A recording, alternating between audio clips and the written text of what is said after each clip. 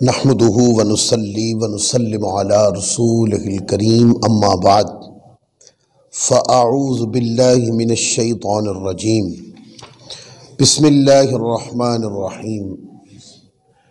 या साहिबल जमाल व या सय्यिदल बशर मिन वजहिकल मुनीर लक़द नुव्विरल क़मर ला युमकिनुस सनाउ कमा कान हक़्क़ुहु बादस खुदा बुजुर्ग तुई क़िस्सा मुख्तसर व अहसन मिल कलम तरक़त आइनी वाजमल मिल कलम तलिदिन निसाउ खुलिक़्त मुबर्रअम मिन कुल्लि ऐब कअन्नका क़द खुलिक़्त कमा तशाउ बलगल उला बिकमालिही कशफ़द दुजा बिजमालिही हसनत जमीउ ख़िसालिही सल्लु अलैहि व आलिही। दुरूद व सलाम पढ़िए। अल्लाहुम्मा सल्लि व सल्लिम व बारिक अला सय्यिदिना व मौलाना मुहम्मद व बारिक व सल्लिम व सल्लु अलैहि।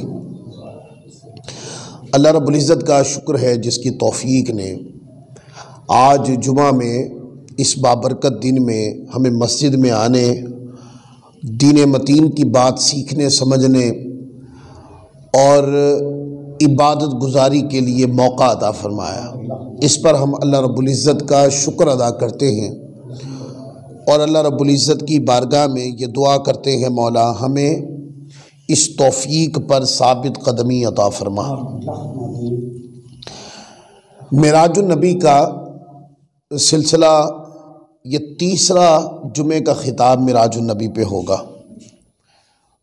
और मुख्तलिफ़ अहादीस से हम आपको मिराजुन नबी का जो वाक़या है और मिराजुन नबी का जो मौजज़ा है और इस मेराज के अंदर जो मौजज़ात है उस पर गुफ्तगू करते आ रहे हैं। मैंने सामईन को पहले भी गुजारिश की थी कि यूट्यूब के ऊपर अल्लामा शौकत कादरी पर हम मिराजुन नबी को इस साल एहतमाम किया। हमने मिराजुन नबी को निकात के तनाजुर में भी बयान कर रहे हैं। वो स्टूडियो रिकॉर्डिंग है, अगर वो भी सुनना चाहें तो उसको भी सुने। पिछले जुमे जहां मैंने गुफ्तगू ख़त्म की थी वो ये थी कि हुज़ूर अलैहिस्सलाम ने फरमाया, ये हदीस है सही मुस्लिम किताबुल फ़दाइल में, मूसा अलैहिस्सलाम के फ़ज़ाइल का बाब है और हदीस नंबर 6157 है, हदीस नंबर 6158। दो मुकाम पर ये मुस्लिम शरीफ में है और 4 से ज़्यादा मुकाम पर हमने सुनने नसाई का हवाला दिया था कि इमाम नसाई एक ही बाब में इसको बितकरार 4 से ज़्यादा बार, कमो बे 7 या 8 बार अपनी सुनने नसाई में भी इस रिवायत को लाए और आइम्मा ने इस रिवायत पे कोई जरा नहीं की, बल्कि अहादीस को बयान करते हुए जब इस हदीस का मौका आया तो इसको लिखकर आइम्मा ने इसकी सेहत का इकरार किया और कहा यह हदीस सनदन सही है। और हदीस क्या है? हज़रत अनस इब्न मालिक रज़ियल्लाहु ताला अन्हो से रिवायत है, बयान करते हैं कि रसूलुल्लाह सल्लल्लाहु अलैहि वसल्लम ने फरमाया कि जब जिस रात मुझे मेराज कराई गई और मेरा मूसा अलैहिस्सलाम पर कसीब अहमर, सुर्ख टीला कसीब अहमर के पास से गुजर हुआ तो उस वक्त वो अपनी कब्र में खड़े हुए नमाज पढ़ रहे थे। अब इसकी 2 तौजीहात थी जिसके ऊपर सैर हासिल गुफ्तगू पिछले जुमे हो गई कि हदीस पाक के जो ये लफ्ज़ है कि आका अलैहिस्सलाम ने फरमाया कि मेराज की रात कसीब अहमर के से जब मैं गुज़रा तो वह हुआ क़ाइमुन युसल्ली फ़ी क़ब्रिही, मूसा अलैहिस्सलाम अपनी कब्र के अंदर नमाज पढ़ रहे थे। तो मैंने कहा यहाँ युसल्ली का तर्जुमा मूसा अलैहिस्सलाम के बारे में कि वो नमाज पढ़ रहे थे, दुरूद पढ़ने को भी यही लफ्ज़ इस्तेमाल होते हैं और नमाज के लिए भी यही लफ्ज़ इस्तेमाल होते हैं। लिहाजा बाज़ उलमा ने ये माना किया वह हुआ क़ाइमुन युसल्ली फ़ी क़ब्रिही कि मूसा अलैहिस्सलाम अपनी कब्र में नमाज पढ़ रहे थे। बाज़ उलमा ने ये माना किया वह हुआ क़ाइमुन युसल्ली फ़ी क़ब्रिही मूसा अलैहिस्सलाम जब हुजूर का गुज़र हुआ तो अपनी कब्र अनवर में खड़े होकर हुजूर पे दुरूद व सलाम पढ़ रहे थे। लिहाजा ये दोनों मुरादें किताबों के अंदर आइम्मा ने लिखी हैं, कोई बंदा इसका इनकार नहीं कर सकता। हाँ, जिसने किताबें नहीं पढ़ी या जिसको शौक़ नहीं है वो जोश खिताबत में इस बात का इनकार कर जाए तो ये उसकी जहालत है, पर इल्मन इस बात का कोई इनकार नहीं कर सकता कि यहाँ दोनों मानी बयान हुए। अच्छा, यहाँ एक बात करके फिर आगे चलूं, वो ये कि यहाँ पर ज़्यादा माना, अगलब माना क्या मुराद लेना लगता है। देखिए ना, ये तो सियासता में रिवायतें हैं कि अंबिया किराम अपनी कब्रों में जिंदा हैं, नमाज पढ़ते हैं, और बाज़ रिवायात में है कि रिस्क भी दिया जाता है। तो तमाम अंबिया अलैहिमुस्सलाम अपनी कब्रों के अंदर जिंदा भी हैं, नमाज भी पढ़ते हैं, और इसी तरह बाज़ रिवायात में है कि वो उनको रिस्क भी दिया जाता है, क्योंकि फ़नबियुल्लाह हय्युन युरज़क़ के लफ्ज़ भी आते हैं कि वो जिंदा है, उनको रिस्क भी दिया जाता है। लिहाजा तमाम अंबिया किराम अपनी कब्रों में हयात और रिस्क दिया जाता है, नमाज पढ़ते। लेकिन उस दिन तो ख़ास हुज़ूर अलैहिस्सलाम का गुज़र होना था। इस नुक्ते से शुरू कर रहा हूँ, ख़ास गुज़र हुज़ूर का होना था। तो मूसा अलैहिस्सलाम अपनी कब्र में नमाज पढ़ते होंगे और तमाम अंबिया पढ़ते हैं, ये बात हक़ और सच है, हदीस में आ गई। लेकिन बताएं, ख़ास कर जिनका गुज़र होना है, मूसा अलैहिस्सलाम उनके उम्मती होने की दुआ पहले कर चुके हैं। वो दुआ करते थे, ऐ मौला मुझे नबी आखिर ज़मां का उम्मती बना दे, ये दुआ मांगी थी उन्होंने। तो आज उस सरदार की तशरीफ आवरी होनी है, क्योंकि जब उन्होंने दुआ मांगी थी तब तो आका अलैहिस्सलाम का वजूद बेपर्दा नहीं किया था, आका अलैहिस्सलाम की बशरी विलादत नहीं हुई थी। और अब जब वो कब्र में नमाज पढ़ रहे हैं तो मूसा अलैहिस्सलाम, हुजूर अलैहिस्सलाम की तशरीफ आवरी होनी थी, उधर से आका की सवारी गुजरनी थी, तो अब तो निगाहें देख सकती थी। तब तो कहा कि अभी आलम बशरियत में आका अलैहिस्सलाम तशरीफ नहीं लाए थे, विलादत नहीं हुई थी। अब तो हुजूर अलैहिस्सलाम तशरीफ ले आए और सवारी गुजरनी है, तो आप क्या समझते हैं मूसा अलैहिस्सलाम नमाज पढ़ रहे होंगे? नहीं, वो नमाज का मौका नहीं था, वो दरूद का मौका था। वो दरूद का मौका था। इसलिए यहां उलमा ने कहा कि वहुवा काइम युसल्ली फी कब्रिही, कि ये माना करना ज्यादा अहवत है, ये माना करना ज्यादा करीब है, ये माना ज्यादा सही लगता है, ज्यादा मौका महल के एतबार से है कि वहुवा काइम युसल्ली फी कब्रिही, कि हुजूर की सवारी गुजर रही थी, मूसा अलैहिस्सलाम आका की जात पे खड़े होकर दुरूद पढ़ रहे थे। अच्छा, फिर हुजूर अलैहिस्सलाम वहां से गुजर गए। आगे मैंने बताया कि आका अलैहिस्सलाम विलादत हज़रत ईसा अलैहिस्सलाम बैतुल लहम में भी हुजूर रुके, वहाँ पर भी आका अलैहिस्सलाम ने 2 रकअत नमाज पढ़ी, ये निकात हो गए। अब बैतुल मक़दस में हुजूर अलैहिस्सलाम तशरीफ़ ले आए। बैतुल मक़दस के करीब आका अलैहिस्सलाम की सवारी उतार दी गई, तमाम अंबिया किराम बैतुल मक़दस में तशरीफ़ ले आए। और ऐसा वाक़या नहीं है, पढ़ लें किताबों में, ये वाक़े की ये तरतीब नहीं है कि हुजूर अलैहिस्सलाम जब आ गए तो फिर सारे अंबिया किराम आहिस्ता आहिस्ता आए, ऐसे वाक़ा नहीं है। बल्कि हुजूर अलैहिस्सलाम ने फरमाया कि जब हम गए तो तमाम अंबिया किराम वहाँ हुजूर का इंतज़ार कर रहे थे। अब उससे पहले एक वाक़या है कि जब हुजूर अलैहिस्सलाम बैतुल मक़दस उतरे तो आका अलैहिस्सलाम तो तशरीफ़ ले गए बैतुल मक़दस की तरफ, और वो जो बुर्राक था, जिब्राईल अमीन ने वो बुर्राक को पकड़ा और पकड़ के जाकर पत्थर में एक सुराख किया, और सुराख करके जिब्राईल अमीन ने वो बुर्राक जो है वो वहाँ पे बांध दी। अब पहले हदीस सुने फिर नुक्ता बयान करेंगे। हदीस पाक है, हुजूर अलैहिस्सलाम ने ये इरशाद फरमाया, इब्ने बुरैदा रदियल्लाहु ताला अन्हो रिवायत करते हैं, अपने वालिद से रिवायत करते हैं कि रसूलुल्लाह सल्लल्लाहु अलैहि वसल्लम ने फरमाया कि जब हम बैतुल मक़दस पहुँचे तो जिब्राईल अमीन ने अपनी उंगली के साथ पत्थर में सुराख किया और उस सुराख के साथ बुर्राक को बांध दिया। अब जो जुमले मैंने बयान किए वो पूरी हदीस भी पढ़ के सुना दी।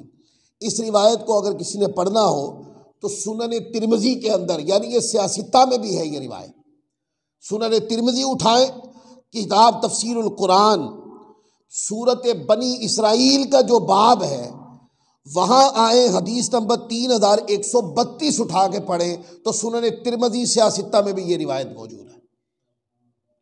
और फिर आगे देखें, सही इब्ने हिब्बान के अंदर भी ये रिवायत है। इमाम इब्ने हिब्बान ने रिवायत नंबर 48 अपनी किताब के अंदर बयान की और यही रिवायत बयान की। फिर इमाम हाकिम ने मुस्तदरक के अंदर इस रिवायत को लिखा 3422 के ऊपर। तो 3 बड़ी किताबों का हवाला मैंने दे दिया, क्योंकि मैंने खतीबाना चुटकला नहीं मारा, ना मुझे आदत है। मैंने आपको पहले ही कहा कि जब तक मैं पढ़ ना लूँ मैं बात को बयान नहीं करता। तो कोई कहे कि ये तो पता नहीं ये रिवायत है भी कि नहीं, और सुन्नी लोग जो है ना बस हमें ज़ौक़ बना के तो जनाब बयान कर देते हैं। भाई हमारा ज़ौक़ भी है, हमारा अकीदत भी है, हमारा अकीदा भी है, पर ऐसा नहीं है कि ये किताबों में नहीं है। मैंने 3 बड़े मसादिर हदीस का हवाला दे दिया कि ये सियासिता में भी है, सही इब्ने हिब्बान में भी है और इमाम हाकिम की मुस्तदरक के अंदर ये रिवायत है। ये मैंने बड़ी किताबों का हवाला दे दिया। अब नीचे जो शरह में किताबें लिखी गई हैं वो उठा के पढ़े, आपको दर्जनों किताबों में मिल जाएगी ये बात। इसके ऊपर तफसील के साथ अगर किसी आलिम ने मेरी तकरीर सुनने के बाद इस बहस को तफसील के साथ अगर पढ़ना है तो नसीबुर रियाज जो शरह शिफा शरीफ है वो उठा के पढ़े। इसी बाब के तहत जहाँ पर मेराज का वाक़या बयान किया वहाँ पर आके तफसील के साथ जो हवाले मैंने कोट किए ये सारे इमाम खिफाजी रहमतुल्लाह अलैह ने नसीबुर रियाज में भी लिखे। अच्छा, अब चूँकि बात कर ली कि हदीस है, ये हो गई पक्की बात। तो जो लोग ये कहते हैं कि जिब्राईल अमीन हुजूर के उस्ताद हैं, उनकी तरफ उस्ताद शागिर्दों की सवारी ये बांधते फिरते होते। एक सवाल है सादा सा, और वो जो उस्ताद बनाने वाले हैं उनसे पूछो ना, और तुम्हारे यहाँ उल्ट निज़ाम है। हमने तो यही देखा है कि जो उस्ताद होता है, उस्ताज की सवारियाँ जूते उठाए जाते हैं, सवारियाँ उठा के शागिर्द बांधने वाले, खिदमत करने वाले जो होते हैं वो शागिर्द होते हैं। जिब्राईल अमीन आका अलैहिस्सलाम सवारी से उतरे और हुजूर बैतुल मक़दस में चले गए, और जिब्राईल अमीन वो जो सवारी जिस पर आका आए थे, जिब्राईल अमीन वो सवारी लेकर आका अलैहिस्सलाम की सवारी को बांधते फिरते थे।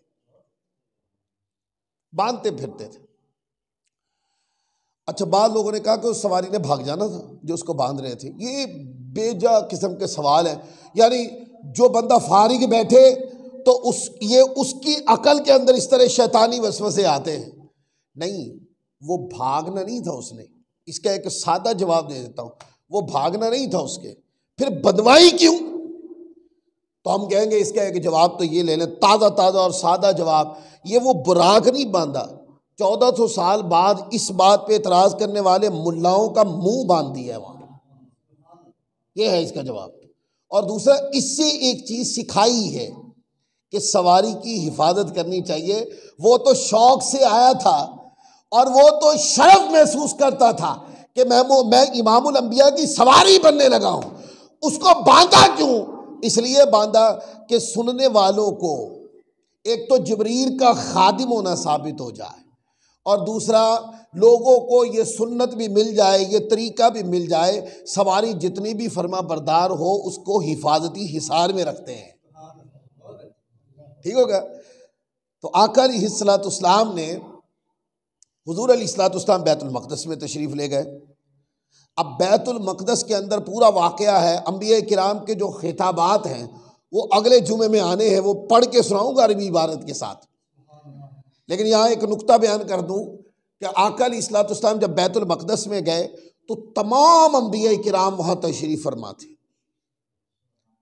तो जो लोग कहते हैं अंबिया किराम अपनी कब्रों में हयात नहीं हैं, या वो कहते हैं कि वो कब्रों में हयात तो हैं पर अपनी कब्र अनवर से कहीं आ जा नहीं सकते, लोग कहते हैं ना कि जी चलो पहली बात तो मानना ही नहीं कि उनकी कब्र की हयात बरज़खी को नहीं मानना। पहले तो ये कहते हैं, अच्छा अगर मान भी लेना फिर वो कहते हैं वो मज़ार में ही जिंदा हैं, वो कहीं आ जा नहीं सकते, ये इख्तियार नहीं है।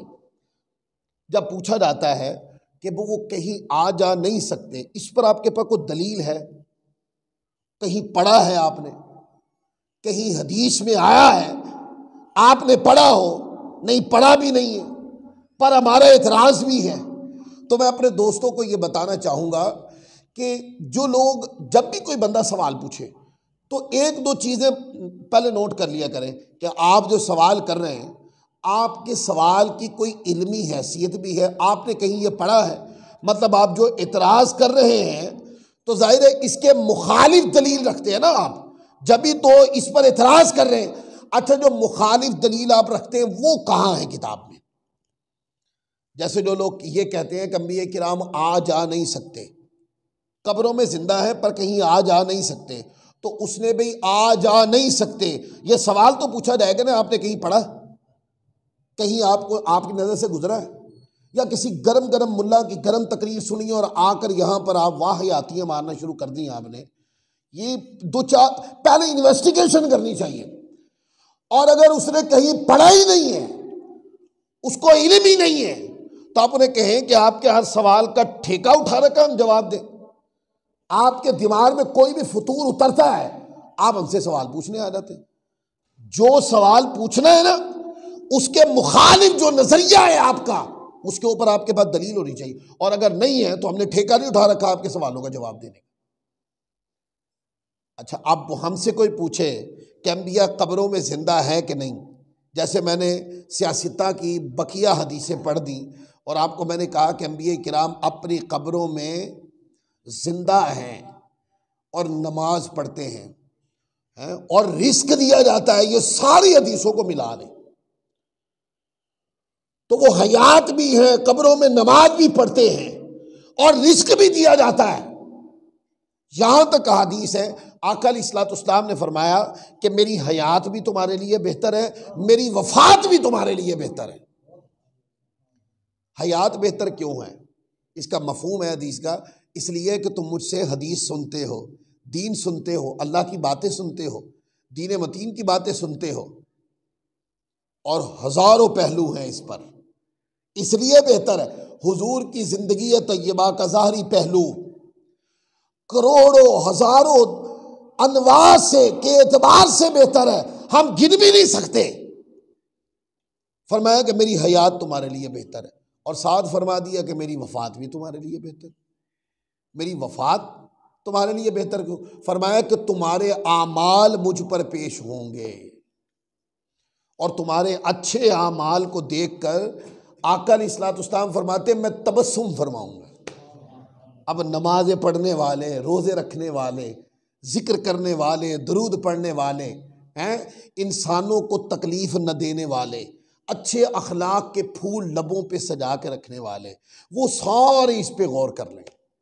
हुज़ूर फरमाते तुम्हारे अच्छे आमाल को देखकर फरमाया कि मैं मुस्कुराऊंगा, तबस्सुम फरमाऊंगा कब्र में, और जब तुम्हारे बुरे अमाल पेश होंगे तो आका अलैहिस्सलाम फरमाते हैं अल्लाह की बारगाह में तुम्हारी शफाअत करूंगा।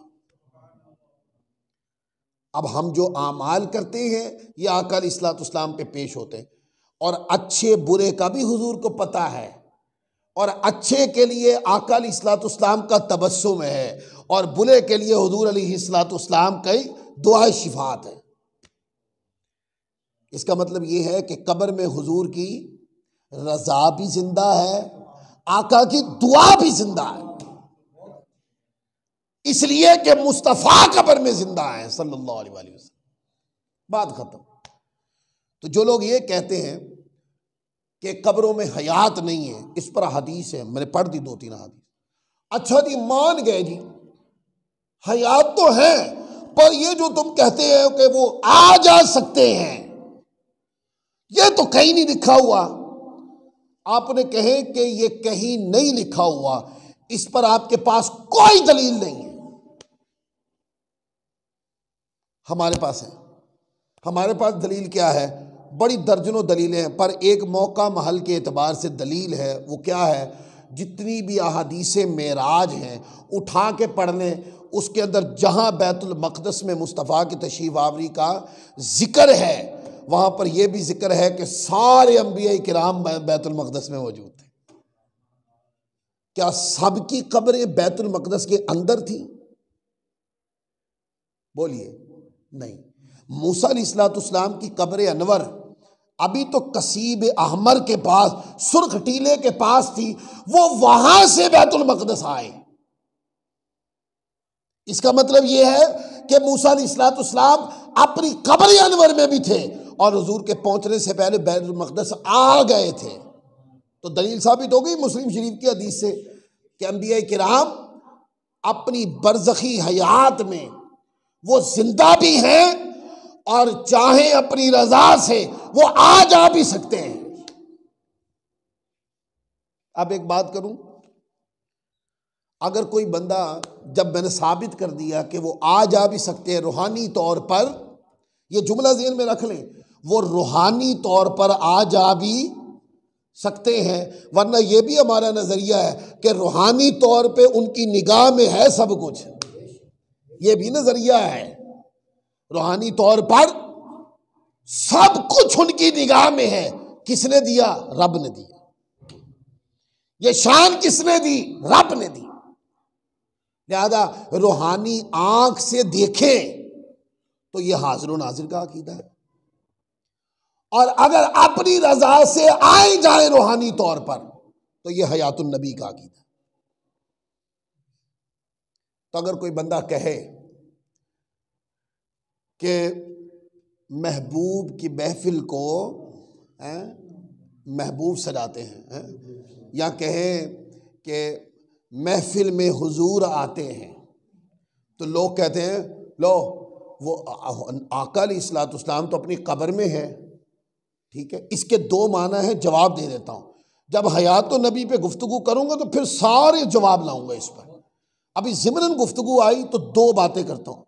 ये जो जुमला है ना कि महफिल में हुजूर आते हैं, इसके 2 अंदाज हैं। वो चाहे क्या?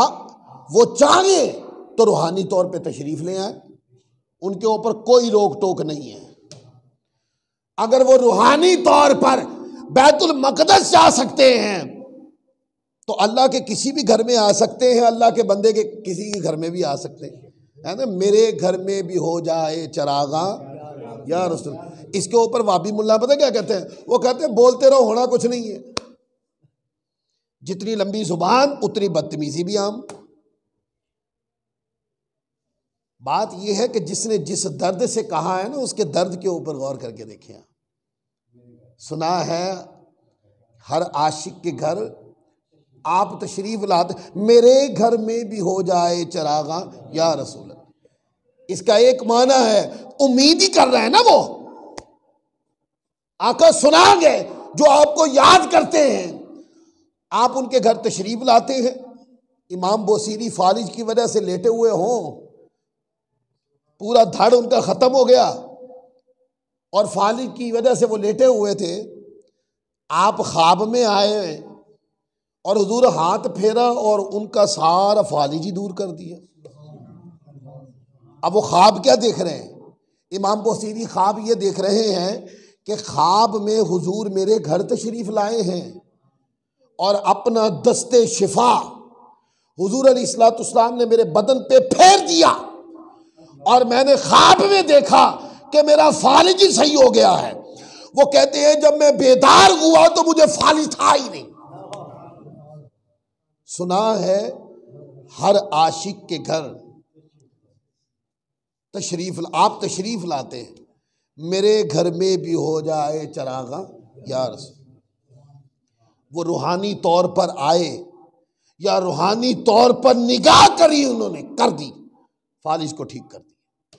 तो जब यूं कहा जाता है ना कि हुजूर महफिल में तशरीफ लाते हैं, तो इसका मतलब ये होता है वो चाहें तो रूहानी तौर पे तशरीफ ले आए। उनका कर्म कोई कम है, थोड़ा है, ये सिर्फ सुन्नियों पे होता है। जो लोग मानते नहीं उन पे कर्म भी नहीं होता होगा, क्योंकि वो मानते ही नहीं। हम तो मानते हैं।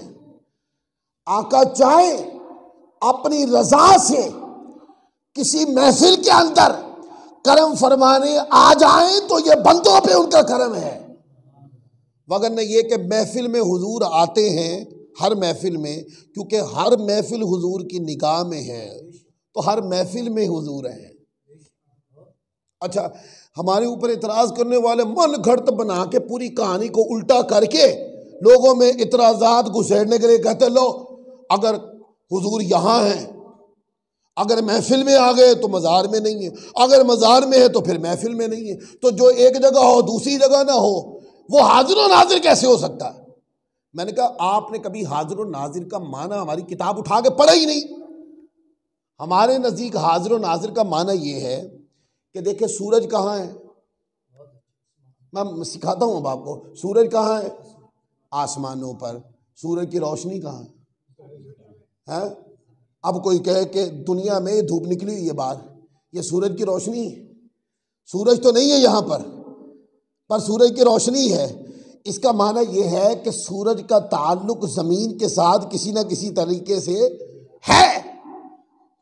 सूरज नहीं है यहाँ पर सूरज है, कैसे कि उसकी रोशनी यहां है। अब जहां जहां सूरज की रोशनी है वहां वहां आप कहते हैं वो बाहर क्या निकली है? धूप। आप कहते हैं ये सूरज की धूप है, आप मानते हैं ये सूरज की धूप है। इसलिए हम भी कहते हैं कि आका का वजूद बाबरकत वो गुंबद खजरा में ही है। वो क्या है? गुंबद खजरा में भी है, गुंबद खजरा में ही है, पर हुजूर की रूहानी निगाह जो है वो हमारे दिलों पर है। कोई महफिल हुजूर की निगाह से छुपी हुई नहीं है, इसलिए कि हुजूर ने खुद फरमाया, हमने हदीस पढ़ी कि आका अलैहिस्सलाम ने फरमाया तुम्हारे आमाल मुझ पर पेश होंगे, तुम्हारे अच्छे आमाल देखकर फरमाया कि तबस्सुम फरमाऊंगा और तुम्हारे बुरे आमाल देखकर दुआए शफात करूंगा तुम्हारे। तो मैंने कहा हाजिर और नाजिर का तो ये माना है कि हुजूर मौजूद गुंबद खजरा में ही हैं, पर रूहानी निगाह से हुजूर अपने गुलामों को मुलाजा फरमा रहे हैं। जैसे हुजूर की हदीस है, आका अलैहिस्सलाम ने फरमाया दुनिया को ऐसे देखता हूँ जैसे हथेली देखता हूँ। बोलिए, अब दुनिया में सिर्फ मदीना या मक्का या हिजाज ही फ़कत नहीं है, दुनिया में सब कुछ है, सारी दुनिया है, और जो कुछ दुनिया में है उस समेत फरमाया कि ऐसे देखता हूं जैसे अपनी हथेली को देखता हूं। आका के विसाल के बाद क्या ये शान खत्म हो गई है जालिमों? या तो इकरार करो कि ये खत्म हो गई तो तुमसे दलील पूछें, और अगर ये शान खत्म नहीं हुई तो मानो गुंबद खजरा में रूहानी तौर पर मुस्तफ़ा गुलामों को देखते हैं। इस पे बड़े दलाइल है, क्योंकि मौका नहीं है ना, हयातुन नबी मजमून नहीं है, इसलिए मैंने सिर्फ बता दिया। तो सारे अंबिया किराम बैतुल मक़दस में थे। अब कहना कि वो रूहानी तौर पर अंबिया किराम आ जा नहीं सकते, तो बता नहीं दिया सारे अंबिया किराम बैतुल मक़दस में थे। उनमें से कुछ अंबिया किराम के मज़ार पुर अनवार यरूशलेम और बैतुल मक़दस के इर्द गिर्द थे, लेकिन सब के नहीं थे।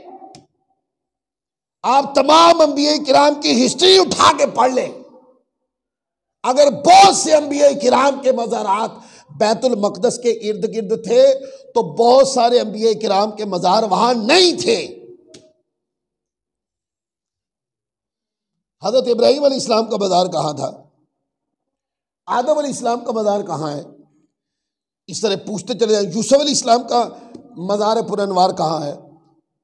फिर इसी तरह आप गिनते चले जाएं, और आज यूट्यूब के ऊपर सर्च कर लें, गूगल कर लें, आपको पता चलेगा कि अंबिया किराम के मज़ारात दुनिया के मुख्तलिफ कोनों में हैं। बहुत से अंबिया किराम के मज़ार बैतुल मक़दस में भी हैं, इसका इनकार कोई नहीं कर रहा, क्योंकि बैतुल मक़दस के इर्द गिर्द बारकना हौला, इस पे गुफ्तगू अगले जुमे आनी है। बारकना हौला के बैतुल मक़दस वो है जिसके इर्द गिर्द हमने बरकतें रखी हैं। वो इर्द गिर्द जो बरकतें हैं वो क्या है? वो अंबिया किराम के मज़ारात हैं, वहां पर वो बरकतें हैं कि अल्लाह के पाक नबी पाक वजूद वहां मदफून है, इसलिए वो जमीन बाबरकत है। लेकिन सारे अंबिया किराम के मज़ार वहां नहीं है, लिहाजा जिनके मज़ार वहां नहीं है वो तो वहां से आए, और जिनके मज़ार बैतुल मक़दस के इर्द गिर्द हैं वो भी तो कब्र अनवर से वहां तशरीफ लाए ना। तो इसका मतलब ये कि रूहानी तौर पर अंबिया किराम आ जा सकते हैं, उनको उनकी बरज़खी ज़िंदगी जो हिस्सी दुनियावी है, जो हिस्सी दुनियावी है उसके अंदर कैद व बंद नहीं है। आका अलैहिस्सलाम की तो कहते हैं कि हुज़ूर अलैहिस्सलाम बैतुल मक़दस में गए, सफ़ दर सफ़ सारे अंबिया किराम तशरीफ़ फरमा थे, सफ़ दर सफ़ बैठे थे, और आका अलैहिस्सलाम भी तशरीफ़ फरमा हो गए। अब इंतज़ार ये हो रहा है कि इमामत कौन करवाएंगे।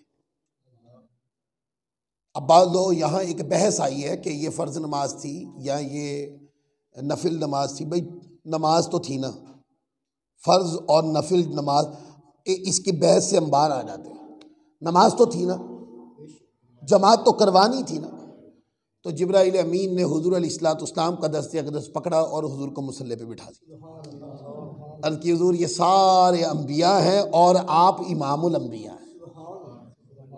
ये जो आप वजूद बाबरकत दे, इनमें मुरसलीन भी हैं। आका आप मुसल्ले पे आ जाएं, क्योंकि आप सैयदुल मुरसलीन हैं, आप इमामुल मुरसलीन हैं। आका आप इमामुल अंबिया हैं, तमाम अंबिया हैं और आप अंबिया किराम के इमाम हैं हुजूर। तो हुजूर अलैहिस्सलाम आका मुसल्ले पे तशरीफ लाए, सारे अंबिया किराम ने हुजूर अलैहिस्सलाम के पीछे नमाज पढ़ी और आका इमामुल अंबिया हो गए। अब अगली हदीस पाक है कि मेराज की रात हुजूर अलैहिस्सलाम ने अल्लाह का दीदार किया कि नहीं किया,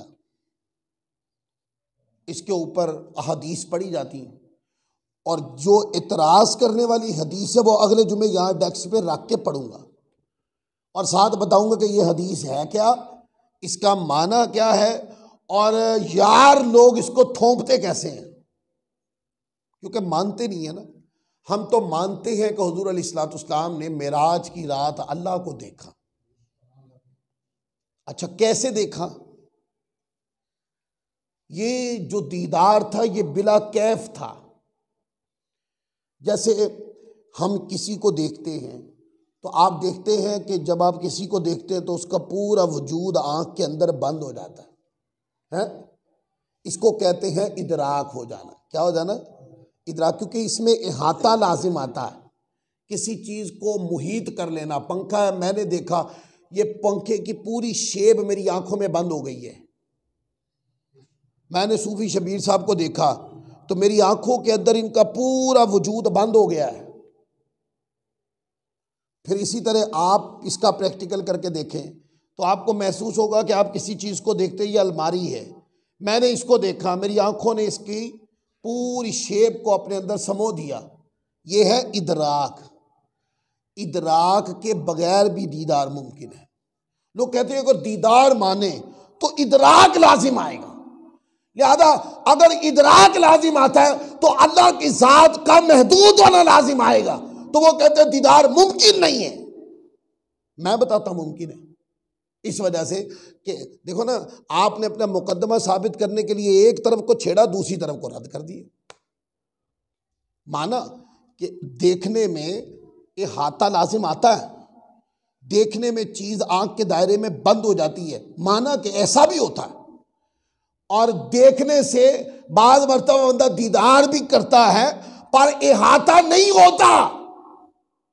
लिहाजा बगैर इदराक के दीदार मुमकिन है। कोई पूछे कि कैसे, आप यहां से बाहर निकले और या किसी खुले मैदान में चले जाएं। मोटी मिसाल दे रहा हूं, मोटी, जो आसानी से समझा सके। किसी मैदान में निकल जाए और मैदान में निकल के ऐसे आसमान को देखें। जब आप आसमान की तरफ देखेंगे ना तो कोई पूछने वाला पूछेगा और क्या देखा, आप कहेंगे आसमान देखा। अच्छा, आसमान की इब्तदा और इंतहा नजर आ रही है? आप कहेंगे नहीं, दीदार तो हो रहा है पर इदराक नहीं हो रहा। यानी कि मेरी आंख आसमान को पूरा, अपनी निगाहें मेरी बंद नहीं कर रही पर दीदार हो रहा है। तो इसका माना यह है दीदार बगैर इदराक के बोलिए मुमकिन है। दीदार में इदराक होता है।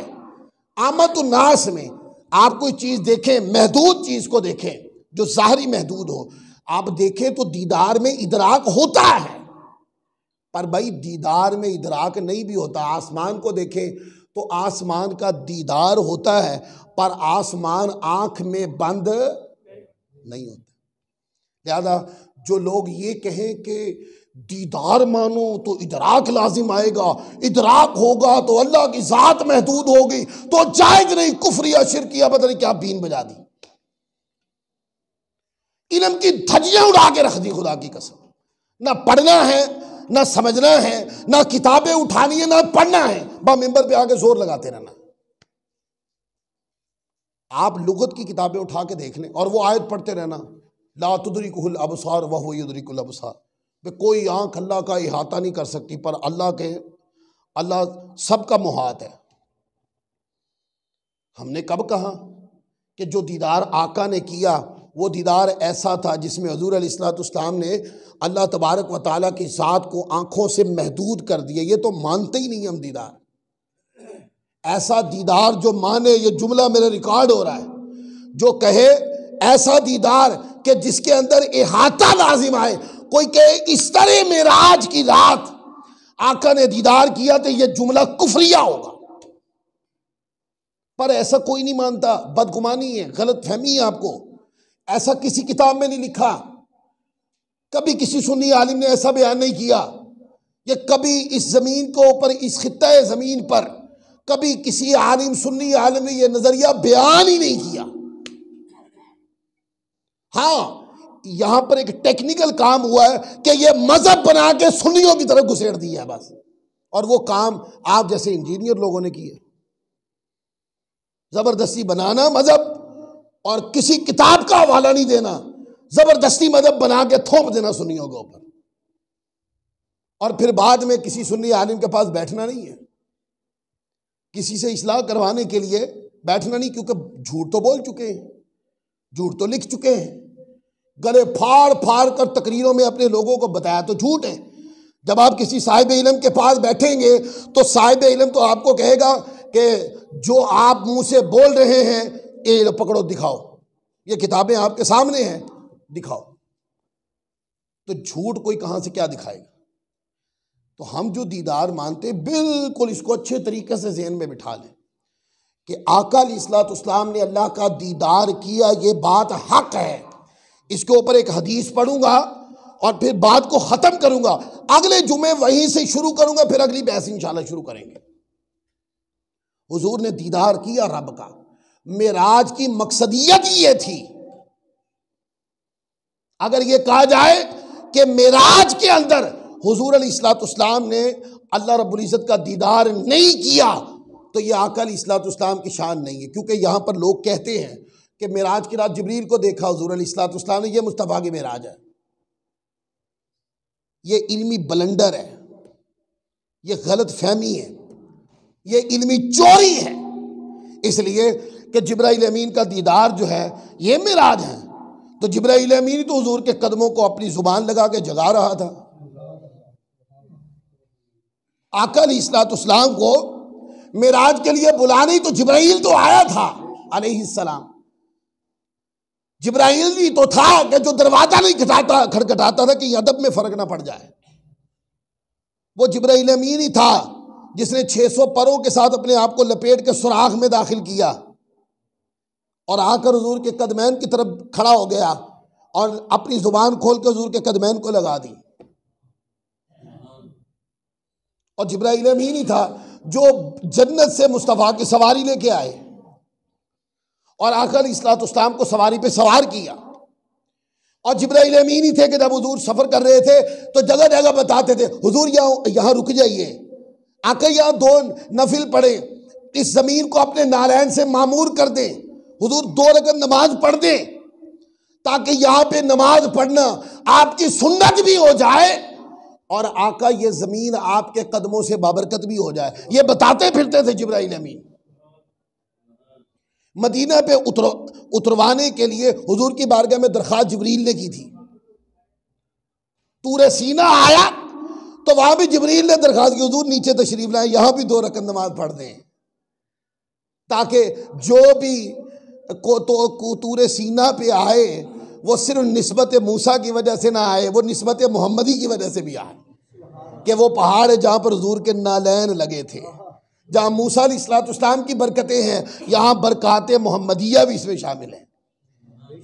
फिर बैतुल्लाहम में जहाँ हज़रत ईसा अलैहिस्सलाम की विलादत हुई वहाँ भी हुजूर यहाँ भी 2 रकअत पढ़ दें ताकि बाबरकत जगहों पे जाकर अल्लाह की इबादत करना हुजूर आपकी सुन्नत हो जाए, फिर क़यामत तक उम्मती ये काम करते रहें।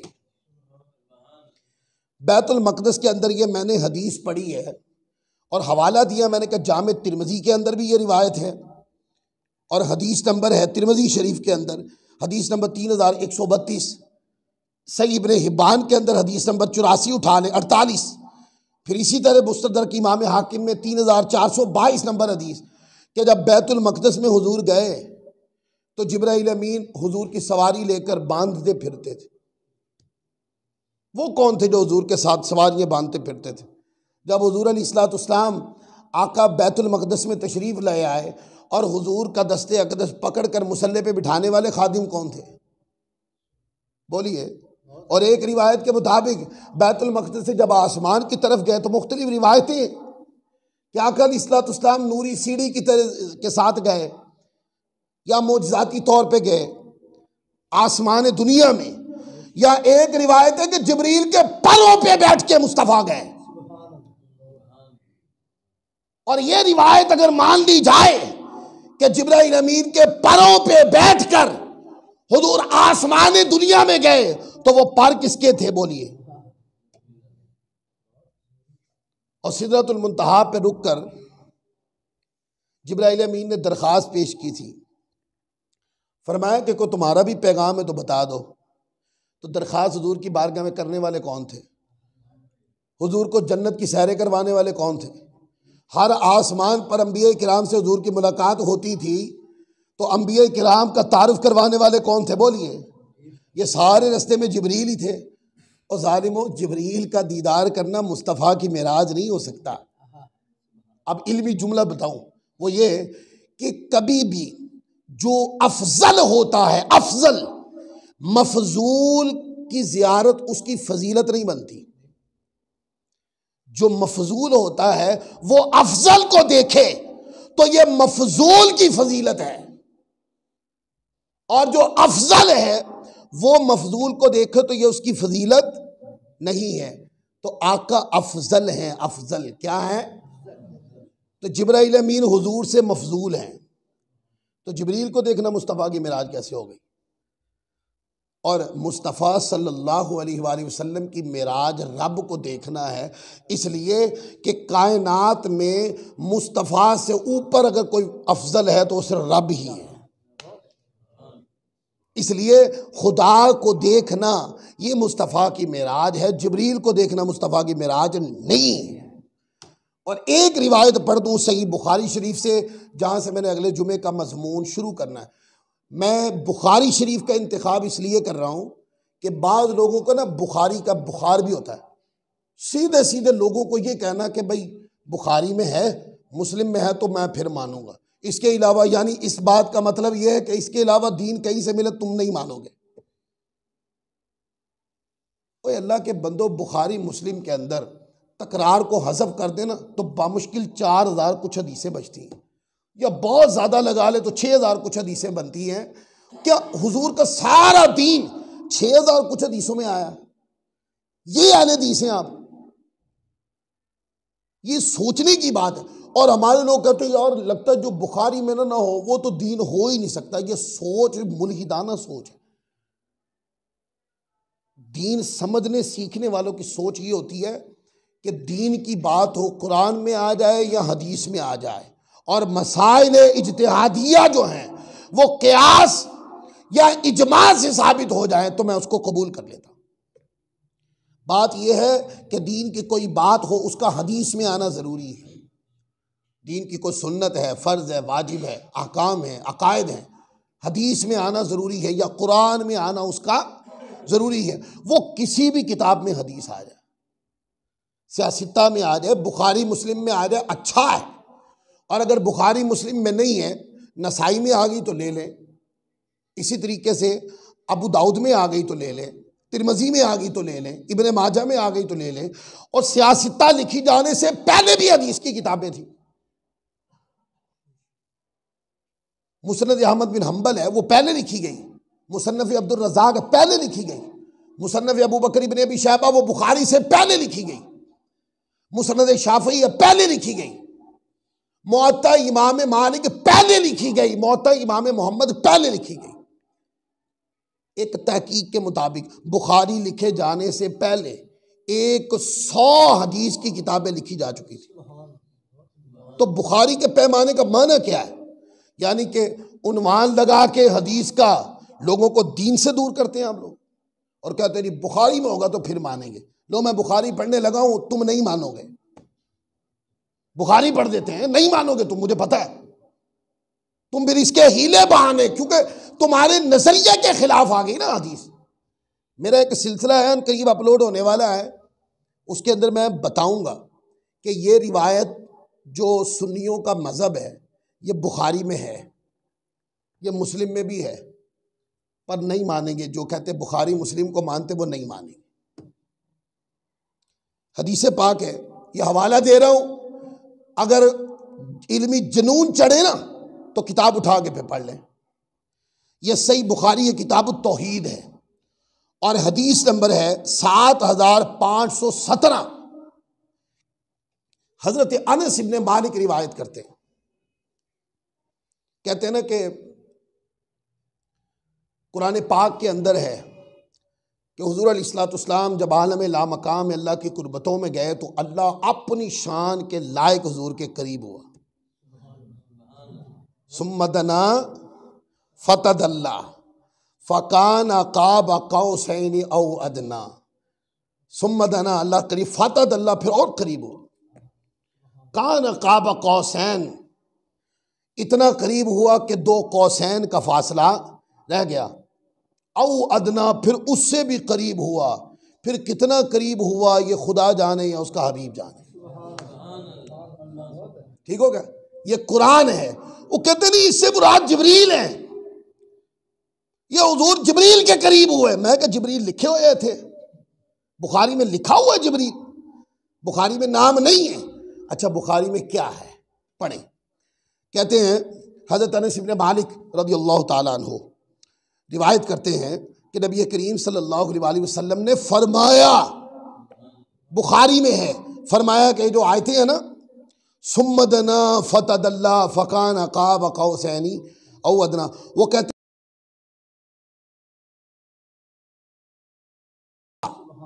कि जो सुम्मदना फतदल्ला है ना कि कौन करीब हुआ। अनस इब्न मालिक कहते हैं हुजूर ने फरमाया अल्लाह तबारक व तआला जब्बार रब्बुल इज़्ज़ती, जब्बार रब्बुल इज़्ज़त, अल्लाह अपने हबीब के करीब हुआ।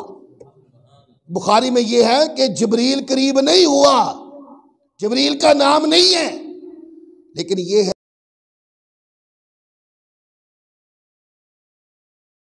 कि रब्बुल इज़्ज़त, जब्बार रब्बुल इज़्ज़त।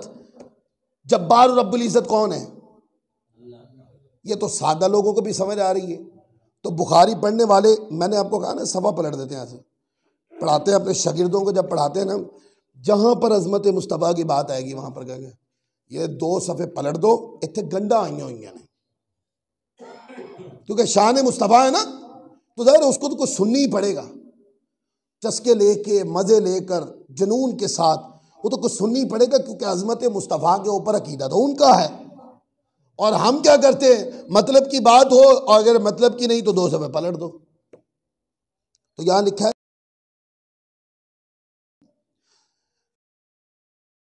इज्जत फतद अल्लाह के, अल्लाह अपने हबीब के करीब हुआ अपनी शान के लाए, जिसको लफ्ज़ों में न तोला जा सकता है, न बयान किया जा सकता है, न तसव्वुरी बांधा जा सकता है, न कोई ज्ञान, न तसव्वुर, न कोई हद, कुछ नहीं।